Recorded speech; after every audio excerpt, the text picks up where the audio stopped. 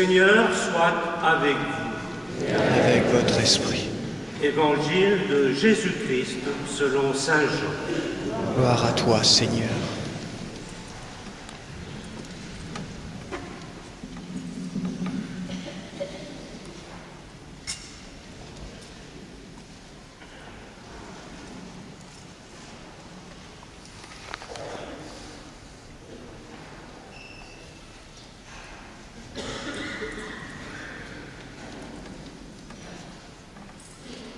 Le premier jour de la semaine, Marie-Madeleine se rend au tombeau le grand matin, alors qu'il fait encore sombre. Elle voit que la pierre a été enlevée du tombeau. Elle court donc trouver Simon-Pierre et l'autre disciple, celui que Jésus aimait. Elle leur dit : « On a enlevé le Seigneur de son tombeau, et nous ne savons pas où on l'a mis. » Pierre partit donc avec l'autre disciple pour se rendre au tombeau.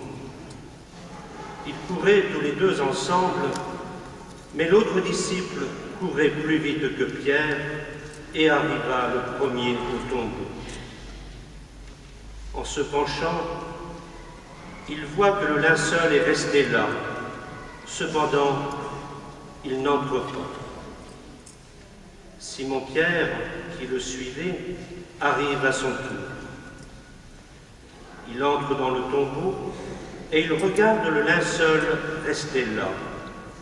Et le linge qui avait recouvert la tête, non pas posé avec le linceul, mais roulé à part à sa place. C'est alors qu'entra l'autre disciple, lui qui était arrivé le premier au tombeau. Il vit et il crut. Jusque-là, en effet, les disciples n'avaient pas vu que, d'après l'Écriture, il fallait que Jésus ressuscite d'entre les morts. Acclamons la parole de Dieu. Seigneur Jésus.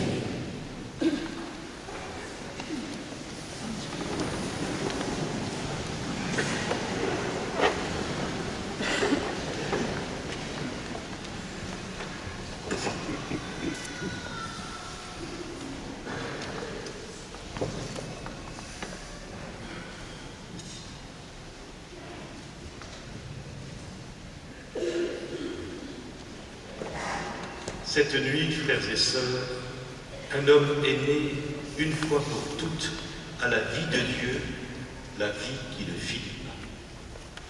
Depuis la création du monde, ce moment-là était mystérieusement attendu.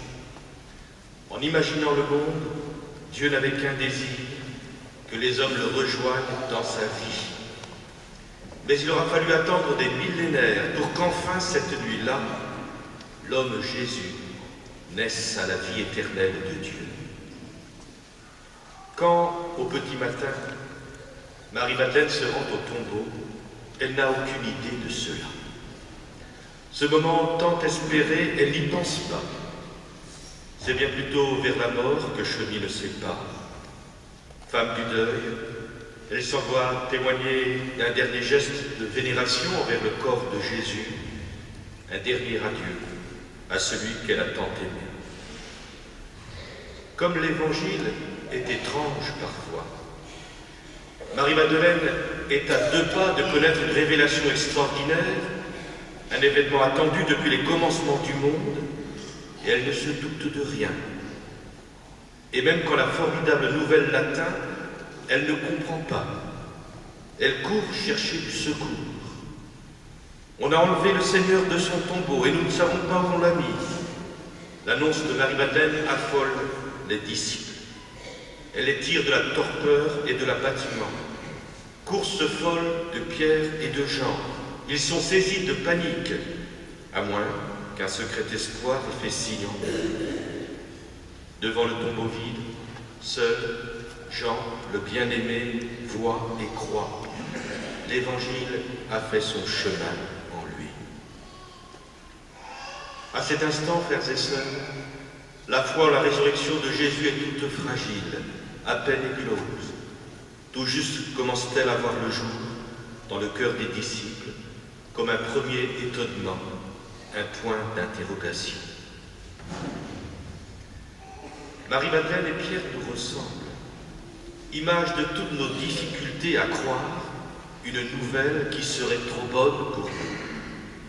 Ce que nous espérons le plus quand cela survient est parfois ce que nous avons le plus de peine à croire. Tout devait nous conduire à cela et quand cela arrive, on se frotte les yeux, on n'en croit pas ses yeux. Cette nuit donc, l'homme a pris naissance à la vie de Dieu, la vie qui ne finit pas. C'est une immense surprise, et pourtant c'est aussi la réponse à une lointaine et grande espérance, car tout l'univers, toute notre humanité pointe vers ce jour. Dans un certain côté donc, Jésus ressuscité est un événement totalement inattendu, du jamais vu dans l'histoire des hommes, de l'inédit, de l'incroyable, indescriptible donc, aucune comparaison possible, nouveauté toute neuve de Dieu.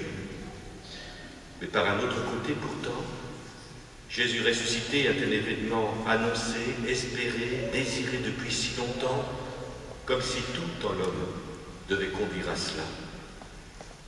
Tout en notre humanité tendrait donc à la résurrection. Dès les premiers pas de l'humanité, à la façon qu'ils ont d'enterrer leur mort, nos plus lointains ancêtres laissent ouverte l'espérance d'un dépassement de l'homme vers l'au-delà de sa vie. Quand un homme et une femme s'aiment d'amour, ils disent qu'amour rime avec toujours. Tout résiste en eux à l'idée que l'amour finisse un jour. Nous nous émerveillons devant la capacité de certains à survivre à des épreuves terribles, témoignant de l'irrésistible puissance de la vie. Et il nous arrive aussi de vivre des moments d'une telle plénitude que le temps alors semble s'être arrêté.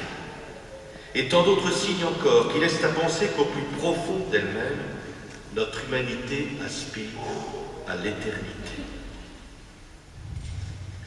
Ce n'est pourtant que très lentement, au long des siècles, qu'a germé en l'homme l'espérance de la résurrection. Si Dieu est amour, comment pouvait-il abandonner l'homme à sa mort et à sa déchéance? Cette espérance-là est encore toute fraîche dans le cœur de certains juifs au temps de Jésus. Mais il aura fallu Jésus pour qu'enfin se réalise le grand passage. Ce passage dans la vie ne s'était pas fait car aucun homme jusqu'alors n'avait su aimer à la hauteur de Dieu. Aucun n'avait été assez réceptif à l'amour de Dieu pour que celui-ci puisse aller au bout de son œuvre de résurrection en lui. En tous, le péché avait fait obstacle à la grâce de Dieu. Mais en Jésus, tout est de Dieu. Tout vient de Dieu. Chaque instant, chaque rencontre, chaque événement, y compris les plus rudes, tout en lui est transfiguré de charité de Dieu.